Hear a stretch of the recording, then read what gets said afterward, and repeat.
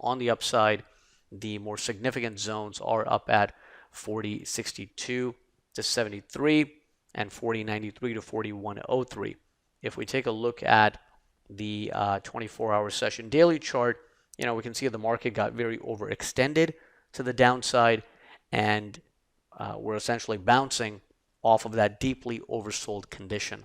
So as the market bounces up, the higher it pushes, the better the odds that sellers will step in, either at the 50% retracement or the 61.8. And if there's confluence of a zone around that level, for example, we have 40.62 to 73, that's pretty close to the 50%.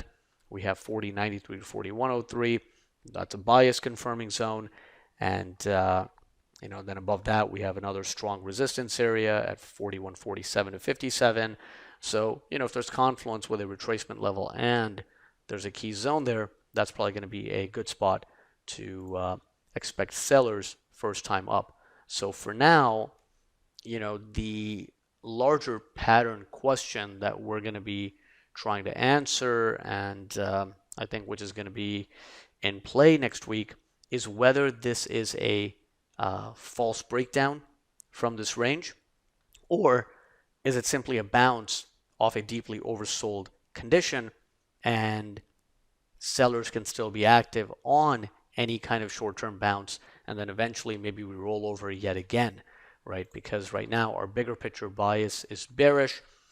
Even the intermediate is neutral bearish, and the way this market structure is set up, we're not out of the woods yet, or the buyers, I should say, are not out of the woods yet.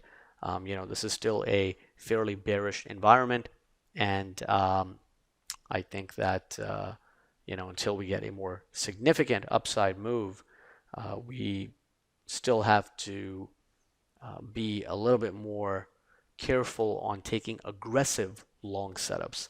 Long setups at good location in certain contexts, even when the bigger picture is bearish, is fine. But long setups that are quite aggressive and breakout type of trades, I think those we still want to be careful with, because we know that in bearish environments, breakouts tend to struggle. So it's something to just be mindful of as we head into the upcoming week. But that's going to be the larger time frame question that's going to be in play for us. Is this a pullback that can result in continuation, or is it a situation where, okay, larger time frame buyers have stepped in and now we're going to be off to the races? I think how the next 2-3 days perform will provide clarity around that question. So that's how the situation is looking as we head into the upcoming week.